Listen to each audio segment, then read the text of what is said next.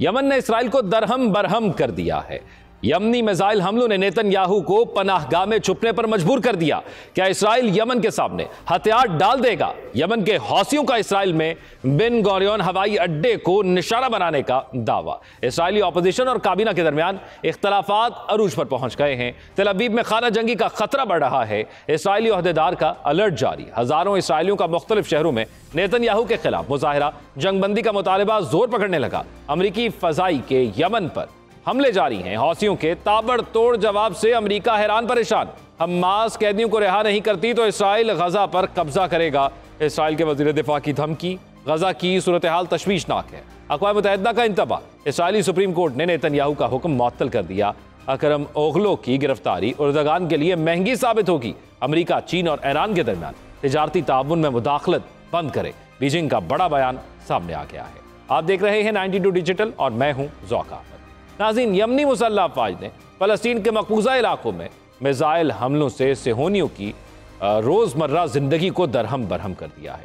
परवाज़ें मनसूख कर दी और तकरीबन 20 लाख इसराइलियों को पनागाहों में भेज दिया है। इसराइली इमरजेंसी मैनेजमेंट एजेंसी ने जुमेरात को ऐलान किया कि यमनी मिसाइल हमले के नतीजे में पनागाहों में भागते हुए 13 इसराइली जख्मी हो गए। इसराइली मीडिया ने यह भी इतला दी है कि यमन से बैलिस्टिक मिसाइल के दागने से मकबूजा बैतुल मक़दस और तेल अवीव के बड़े इलाकों में इंतबाही सायरन बच गए, जिससे तकरीबन 20 लाख सेहोनियों को पनागाहों में भागना पड़ा। मीडिया ने यह भी इतला दी कि जब सायरन को चालू किया गया तो नेतन्याहू, जो 2025 के बजट की मंजूरी पर बहस के लिए इसराइली पार्लियामेंट में मौजूद था, एक बंकर की तरफ भागने पर मजबूर हुए हैं। इसराइल के चैनल 12 ने इतला दी है कि नेतन्याहू ने पनागाह में भागते हुए दावा किया था कि हौसी इन हमलों की कीमत अदा करेंगे।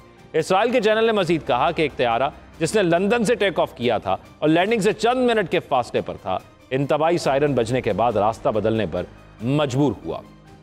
इसराइली मीडिया के मुताबिक यमनी मिसाइल हमलों के नतीजे में बेन गोरियन एयरपोर्ट से मुतादिद परवाजें मनसूख कर दी गई हैं।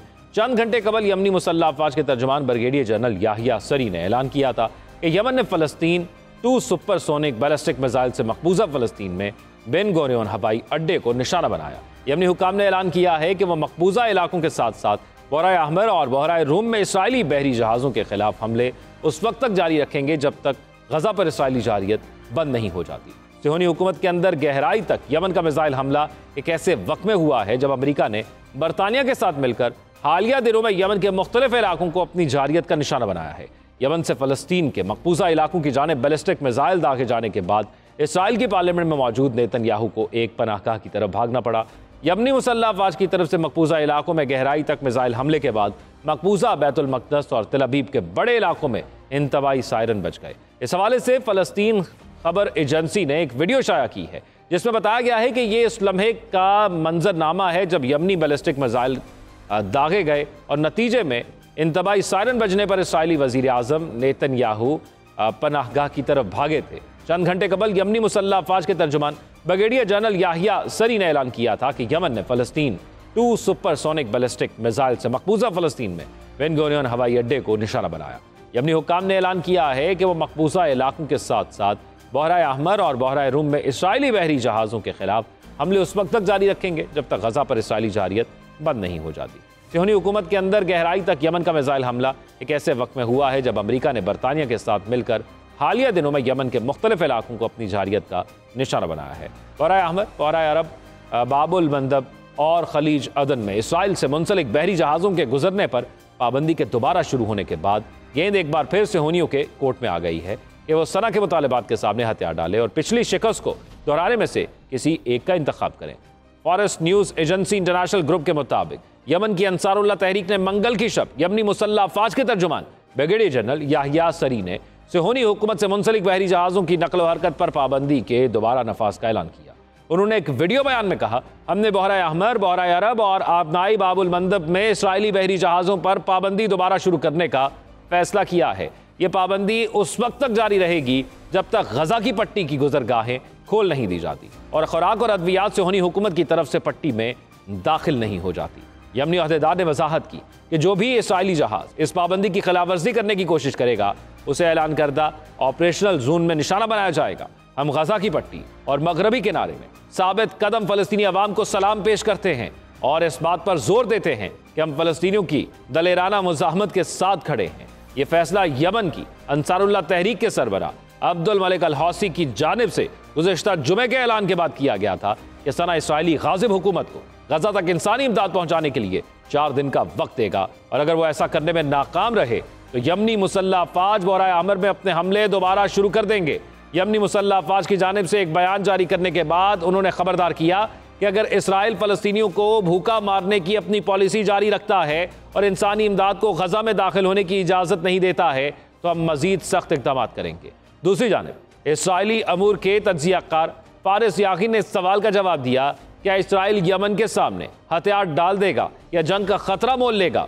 फलस्तीनी खबरसां एजेंसी शहाब को इंटरव्यू देते हुए उन्होंने कहा कि काबिज हुकूमत यमनी खतरे को संजीदगी से लेगी, क्योंकि अगर अंसारुल्लाह इस खतरे को अमली जामा पहनाएगा तो इसका मतलब इसराइली फरीक के साथ हालत जंग में वापस जाना होगा।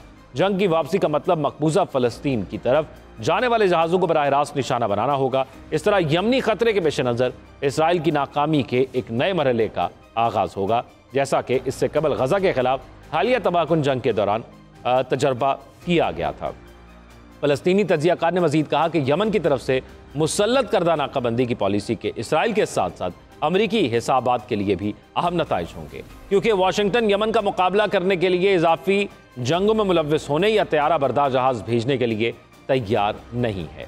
जबकि याकी के मुताबिक उसने कैदियों के तबादले के मसले और गजा की पट्टी में इंसानी इमदाद की तरसील के मसले को हल करने की कोशिशों पर दबाव पड़ता है। ताहम यह भी वाज़ेह रहे कि अमेरिका इसराइल के साथ खड़ा है और उसकी भरपूर हिमायत करता है। इसलिए तमाम मंजरनामे मुमकिन हैं जिसमें खित्ते में इसी वक्त जंग के नए दौर का इम्कान भी शामिल है, जब इसराइल ईरान को निशाना बनाने की तैयारी कर रहा है। इसराइली वजीर आज़म नेतन्याहू का ख्याल है कि ईरान को एक ताकतवर धचका मुज़ाहमत के महवर की मुकम्मल तबाही के मुतरादिफ होगा, लेकिन माजी और हाल ने दूसरी सूरत में साबित किया है और मुस्तकबिल में भी यही नतीजा निकलने का इम्कान है। इस सिलसिले में इबरानी ज़राए इबलाग यमन में तवील अरसे तक पुरसकून रहने के बाद हौसियों के दोबारा कशीदगी की तरफ लौटने और आने वाले घंटों में इसराइल के खिलाफ कार्रवाइयाँ करने के इम्कान पर जोर दे रहे हैं।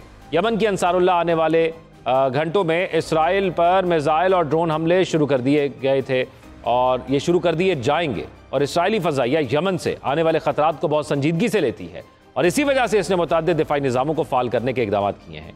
इसराइली काबीना ने हुकूमत के दाखिली सलामती के सरबरा को बरतरफ करने के मुआहदे का ऐलान किया है। वहीं मकबूजा फ़लस्तीन में हिज़्ब इख्तिलाफ़ की जमातों ने एक सरकारी ख़त में उनकी बरतरफी को मनसूख करने का मुतालबा किया है। मकबूजा फ़लस्तीन में हिज़्बुल्लाह की जमातों के रहनुमा यार लापिद ने जुमे को सोशल नेटवर्क एक्स पर ऐलान किया कि उन्होंने दाखिली सलामती के इदारे के सरबरा रॉनन बार की बरतरफी को मनसूख करने के लिए Israeli supreme court of justice को दरख्वास्त भेजी है। ये दरख्वास्त इसराइली वज़ीर आज़म के दफ्तर की जानिब से आज सुबह ऐलान किए जाने के बाद इसराइली अदालत इंसाफ को भेजी गई थी कि काबीना ने शिन बैट के सरबरा को बरतरफ करने के नेतन्याहू की तजवीज़ से इत्तफाक किया है। बयान में कहा गया है कि रॉनन बार का मिशन 10 अप्रैल को शिन बैट का नया सरबरा मुकर्रर होने पर ख़त्म हो जाएगा। नेतन्याहू और शिन बैट के सरबरा के दरमियान गुज़िश्ता 2 सालों से मुख्तलिफ मसाइल पर तनाज़ा चल रहा है, जो हालिया हफ्तों में अरूज पर आ गया है। नेतन्याहू ने 2 माह कबल रॉनन बार को इसराइली मुज़ाकराती टीम से हटा दिया था और फिर उनके मुज़ाकरात को संभालने पर तनकीद की थी। शिन बैट के सरबरा को बरतरफ करने के नेतन्याहू के फैसले ने बहुत से इसराइली आबादकारों को नाराज़ किया। पीर की रात मकबूजा यरूशलेम में हज़ारों अफराद नेतन्याहू के दफ्तर के सामने सड़कों पर निकल आए। मारियो अखबार ने रिपोर्ट किया कि सर्वे के मुताबिक 46% इसराइलियों का ख्याल है कि नेतन्याहू का शिन बैट के सरबरा को बरतरफ करने का फैसला सियासी तौर पर मुहर्रिक था। इस सर्वे के मुताबिक मकबूजा फ़लस्तीन के 40% मकीनों का यह भी मानना है कि रॉनन बार को बरतरफ करने के फैसले के कुछ वजूहात थी। ऐसा मसला जो इसराइलियों के दरमियान गहरी तकसीम की निशानदही करता है। जबकि नाज़रीन, सिहोनी रजीम के एक साबिक ओहदेदार ने मकबूजा इलाकों में खाना जंगी के वाक़यात के खिलाफ खबरदार किया है। खबर एजेंसी के मुताबिक सिहोनी सुप्रीम कोर्ट के साबिक सरबरा हारून बारक ने खबरदार किया है कि नेतन्याहू नजीम तेज़ी से खाना जंगी की तरफ बढ़ रही है, क्योंकि मकबूजा इलाकों में दाखिली मुनाफरत शिद्दत इख्तियार कर चुकी है। उन्होंने मज़ीद कहा कि सिहोनियों का बड़ा मसला आपस में गहरे इख्तलाफात का वजूद है। ये खला मज़ीद शिद्दत इख्तियार कर रहा है और बिलाखिर सिहोनी रजीम को कशीदगी की तरफ ले जा सकता है। बारक ने सिहोनी हुक्काम की इंतहा पसंदी के खिलाफ भी खबरदार करते हुए कहा कि इस रजीम की पार्लियामेंट में अक्सरियत ख़तरनाक सियासी फैसले करती है। गुज़श्ता चंद दिनों के दौरान तेल अवीव रजीम के इक़दाम के रद्दअमल में मुजाहिरीन और पुलिस फोर्सेस के दरमियान कशीदगी हुई थी और ये लम्हा फ़िक्रिया है। इससे कबल भी फ़लस्तीन के लोग अपने ही हुकूमत के फ़ैसलों के ख़िलाफ़ जब वो हालत जंग के अंदर थे तो बाहर निकल कर एहतजाज किया। ये चीज़ साबित करती है कि वो खुद वहाँ के लोग जो है वो इस जो जंग हो रही थी उसके खिलाफ थे और वो जंगबंदी चाहते थे, और ये जंगबंदी का फैसला उन्हीं लोगों की उमंगों पर किया गया है। जबकि दूसरी जानिब गजा में फौरी जंगबंदी और कैदियों के तबादले का भी मुतालबा मुतअद्दिद बार किया गया है। गजा में अहदाफ की हसूली में नाकाम होने के बाद नेतन्याहू के खिलाफ इसराइल के अंदर एहतजाज शिद्दत इख्तियार किया हुआ है। काबीना में शामिल शिद्दत पसंद अरकान हमलों में तेजी लाने और दूसरी तरफ से होनी अवाम जंग खत्म करने के तबादले और कैदियों के तबादले के हवाले से जो है वो एक दूसरे के आमने सामने, एक तरफ हुकूमत के अंदर मौजूद वजीर और नेतन्याहू है और दूसरी तरफ अवाम है। अवाम चाहती है कि जंग खत्म हो, जबकि ये इंतहा पसंद चाहते हैं कि जंग जारी रहे।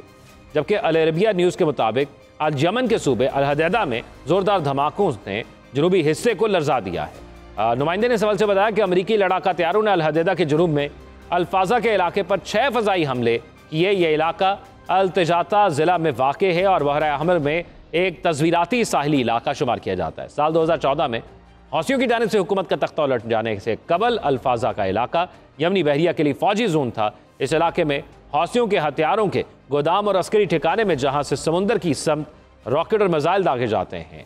और इस नुमाइंदे के मुताबिक अमरीकी फौज ने कई मरतबा अल्फाजा पर बमबारी की और वहां मिसाइल दागने की लॉन्चिंग पैड भी मौजूद थे। जबकि इसराइल के वजीर दिफा का कहना है कि कैदियों की रिहाई तक इसराइल गजा की ज़मीन पर कब्जा करेगा। और ये खोखले दावे हम बार बार यहाँ पर बता रहे हैं कि ये बार बार वहाँ से आ रहे हैं, लेकिन अमली तौर पर हमें नज़र नहीं आते कि इस तरह का कोई दावा कामयाब होगा। हाँ, शहादतें हुई हैं, हम मानते हैं गजा के अंदर, लेकिन जो जज्बा था आप उसको नहीं तोड़ सके। और असल आपका मसला वो जज्बा ही था जिसको आप तोड़ना चाहते थे। असल आपका मसला ये था कि आप किसी तरह से वहाँ से हमास को ख़त्म कर दें गजा से, लेकिन आप नहीं ख़त्म कर पाए। फिर आपने सोचा कि उसको किसी और मुल्क मुंतकिल कर देते हैं, वो भी मुमकिन नहीं हो पा रहा। आपने सोचा एक बार दोबारा जंग शुरू कर लेते हैं, तो ये शौक भी पूरा करके देख लें। ऐसा नहीं होने वाला कि गजा के लोगों की किस्मत का फैसला आप लोग करें। गजा की लोगों की किस्मत का फैसला उन लोगों ने खुद करना है, लेकिन इस्लामी ममालिक को भी जागना होगा जो सिर्फ लफ्जी तौर पर एक हौसला बढ़ाने के लिए या अपनी जिम्मेदारी समझते हैं कि सिर्फ एक तहरीर जारी करके, मुज़म्मत जारी करके पूरा हो जाता है। ऐसा नहीं है, बल्कि अमली तौर पर भी आपको इक़दामात करने होते हैं। आप बतौर जंग के अंदर जाके शामिल ना हो, आप सिफारती तौर पर अपनी कोशिशों को तेज़ कर सकते हैं। आप जिनके साथ आप बहुत बड़े इत्तेहादी हैं, जिन मुल्कों के अंदर आप जाकर अरबों और खरबों की इन्वेस्टमेंट्स कर रहे हैं, आप वहाँ पर जाकर ये मुतालबा कर सकते हैं, उनसे कह सकते हैं कि इसका अमन की तरफ कोई हल निकाला जाए, ऐसा हल जो 2 रियासती हो, जो सबको कबूल हो। आप क्या राय रखते हैं मशरक़ वस्ता की ताज़ा तरीन सूरत हाल के हवाले से? कमेंट सेक्शन में आगाह कीजिएगा। अपना ख्याल रखिएगा। अल्लाह हाफ़िज़।